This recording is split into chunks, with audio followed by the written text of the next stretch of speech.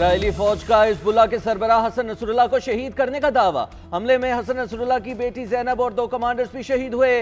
मजमूई तौर पर 8 अफराद शहीद और 91 जख्मी हुए। गुज़िश्ता रोज हिजबुल्लाह के हेडक्वार्टर पर ताकतवर मिसाइलों से हमला किया गया। अल बुर्ज इमारत पर 15 मिसाइल दागे गए। 6 इमारतें मलबे का ढेर बन गईं। हिजबुल्लाह ज़राए का कहना है कि हसन नसरुल्लाह महफूज हैं। हिजबुल्लाह के इसराइल पर जवाबी हमले, 65 रॉकेट फायर, तल अबीब पर हमलों का अलर्ट जारी, शेल्टर्स खोल दिए गए। यमनी फौज ने 3 अमरीकी जंगी जहाजों को निशाना बनाने की वीडियो भी जारी कर दी। उधर ईरानी सुप्रीम लीडर आयतुल्लाह खामनाई महफूज मकाम पर मुंतकिल कर दिए गए। सख्त हिफाजती इक़दाम के साथ मुल्क के अंदर महफूज मकाम पर मुंतकिल किया गया है।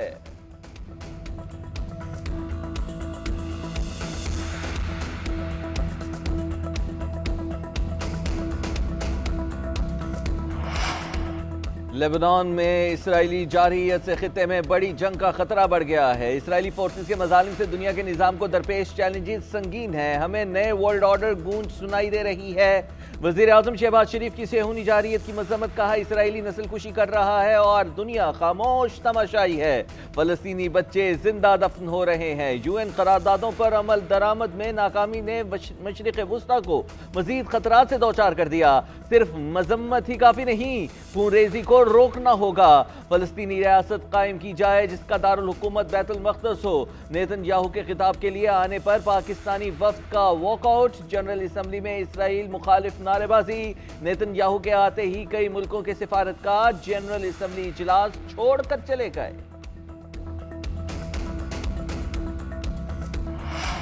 आर्मी चीफ जनरल सिदासी मुनीर की कराची में ताजिर बरादरी से मुलाकात। मैशत के हवाले से अमूर पर तबादले ख्याल। आर्मी चीफ ने ताजिरों से कहा कि मैं 1 साल पहले आप सब लोगों से मुखातिब था और कहा था कि मायूस मत हो, मायूसी गुनाह है। पाकिस्तान की खुशहाली के बारे में कभी उम्मीद ना छोड़ें।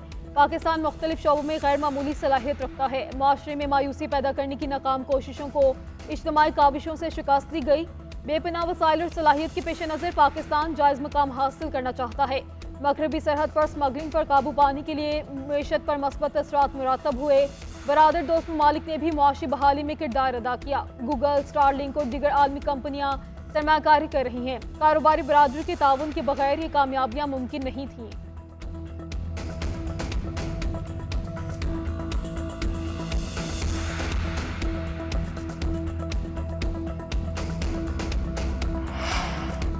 चंद कामयाबियों के बावजूद पाकिस्तान नाजुक सूरत हाल से नहीं निकल पाएगा।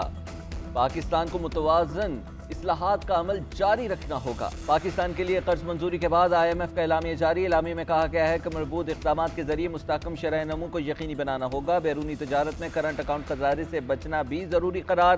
IMF ने करार दिया कि महसूलात का बहरान अभी टल नहीं सका। इंतहाई ज़रूरी अखराजात के असूल पर अमल पैरा होना चाहिए। मालियाती इस्तेहकाम के खिलाफ कोई अमल नहीं किया जाएगा। तरक्याती अखराजात के लिए फंड्स यकीनी बनाना होंगे।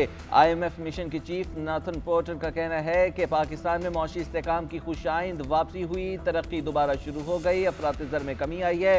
ज़र मुबादला की शरह मुस्तहकम रही है और गैर मुल्की ज़खायर दुगना से ज़्यादा हो गए।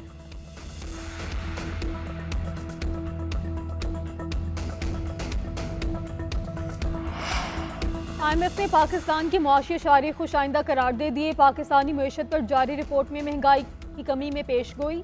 रिपोर्ट के मुताबिक महंगाई की औसत शरह 9.5% रहने का इम्कान है। बेरोजगारी 8% से कम होकर 7.5% पर आने का तखमीना। मुआशी तरक्की की रफ्तार बढ़ के 3.2% तक जा सकती है। बजट खसारा 6.8 से कम होकर 6.1% पर आने का इम्कान। हुकूमत के जिम्मे वाजिब अदा कर्जों की शरह बढ़ने का खदशा। GDP के लिहाज से कर्ज 71.4% हो सकता है।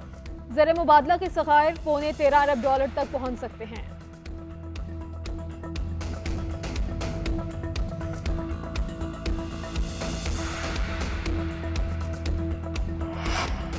सदर मुस्लिम लीग नून नवाज शरीफ के साथ जापानी सफीर की मुलाकात। वज़ीर आला पंजाब मरीम नवाज भी मुलाकात में शरीक हुई। बाहमी दिलचस्पी के अमूर और 2 तरफ़ा ताल्लुकात के फ़रोग़ पर गुफ्तगू हुई। मुख्तलिफ शोबों में ताउन बढ़ाने पर तबादला ख्याल किया गया। नवाज शरीफ ने कहा कि जापान के साथ बेहतरीन ताल्लुकात को मज़ीद वुसअत देना चाहते हैं। वज़ीर आला मरियम नवाज ने कहा कि पाकिस्तान और जापान के माबैन दो तरफा तजारती हजम भी बढ़ाने के लिए दिलचस्पी रखते हैं। तालीम, सेहत और शहरी सहूलियात की बेहतरी में जापान का पंजाब हुकूमत से ताउन लायक़े तहसीन है। सरमायाकारी के लिए साजगार माहौल और मरात दे रहे हैं। जापानी सफ़ीर का भी ताल्लुकात के मज़ीद फ़रोग़ की ख्वाहिश का इजहार।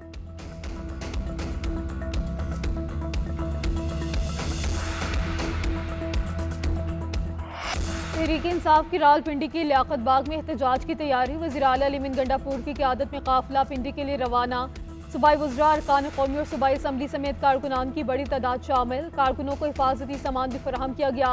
कारकुनों ने सड़क से पत्थर इकट्ठे किए। अलीमीन गंडापुर का कहना है आगे दमादम मस्त कलंदर होने वाला है, देखें क्या तमाशा होता है। पाकिस्तान में दफ़ा 804 लग चुकी है, हर रुकावट अबूर करके पहुंचेंगे। पंजाब हुकूमत कुछ भी कर ले, डरने वाले नहीं। अलीमीन ने अपनी तकरीर पर वजाहत भी दी। कहा, बारात और ढोल लेकर लाहौर जाने वाली बात मुहावरे के तौर पर की थी, मेरी बात का गलत मतलब निकाला गया। अपनी तकरीर में चंद मखसूस सहाफ़ियों का कहा था, पूरी कम्युनिटी का जिक्र नहीं था। मेरा मकसद सहाफ़ी बरादरी की दिलशिकनी नहीं थी।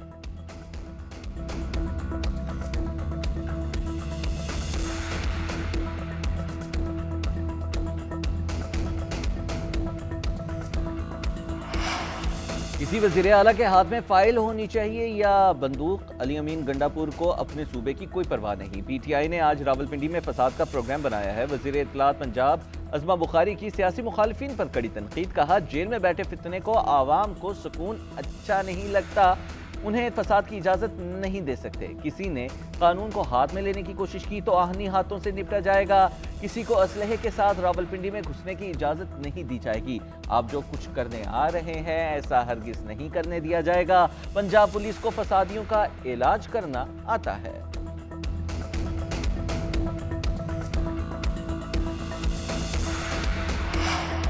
तहरीक इंसाफ के एहतजाज को रोकने के लिए रावलपिंडी इंतजामिया सरगर्म। 2 दिन के लिए दफ़ा 144 नाफिज रेंजर्स तैनात। सियासी इज्तिमा धरने और जलसे नहीं किए जा सकेंगे। हथियारों से लैस शरपसंद नासिर का रावलपिंडी आमद का खदशा। अमन अमान की तहफ़्फ़ुज़ के लिए इक़दाम। मेट्रो बस सर्विस बंद। इंतजामिया ने लियाकत बाग को ताले लगा दिए। रावलपिंडी 25 और इस्लामाबाद 9 मकामात से मुकम्मल सील। मरी रोड, फैज़ाबाद समेत दीगर मकामात पर कंटेनर्स लगा दिए गए। तमाम रास्तों को कंटेनर्स, डंपर्स, ट्रक और खारदार टायरें लगाकर बंद किया गया। 4000 से ज्यादा एहलकार एंटी राइड सामान के साथ तैनात। अमन अमान खराब करने वाले अफराद की फौरी गिरफ्तारी अमल में लाई जाएगी।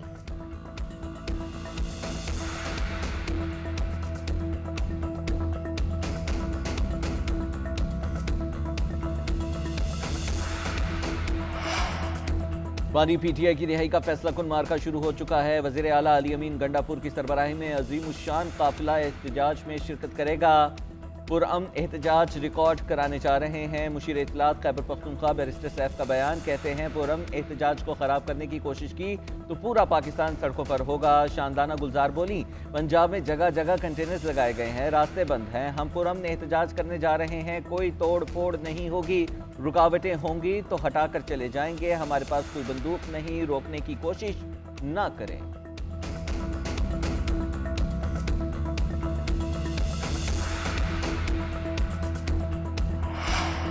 बानी PTI और रहलिया के खिलाफ अहम मुकदमात आज सुने जाएंगे। तोशाखाना 2 और 190 मिलियन पाउंड केसेस की समाअत अडियाला जेल में होगी। स्पेशल जज सेंट्रल शाहरुख अर्जुमंद अडियाला जेल पहुंच गए। एहतसाब अदालत के जज 190 मिलियन पाउंड केस सुनेंगे। बानी PTI के वकला आज भी तफ्तीशी अफसर के बयान पे जरा जारी रखेंगे। पुलिस ने टैंकर्स लगाकर रास्ते मुतादिद मकामात से बंद कर दिए।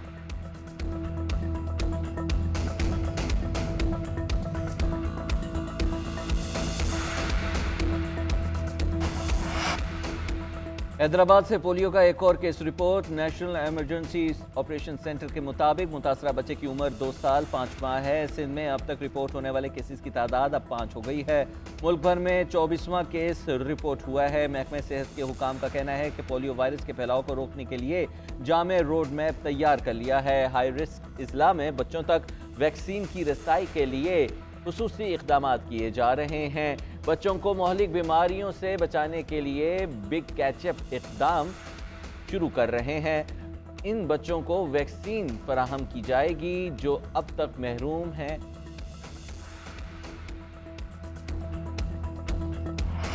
और बुलबुले हिंद लता मंगेशकर की आज 95वीं सालगिरह। 13 बरस की उम्र में करियर की शुरुआत करने वाली लता ने पीछे मुड़ के ना देखा।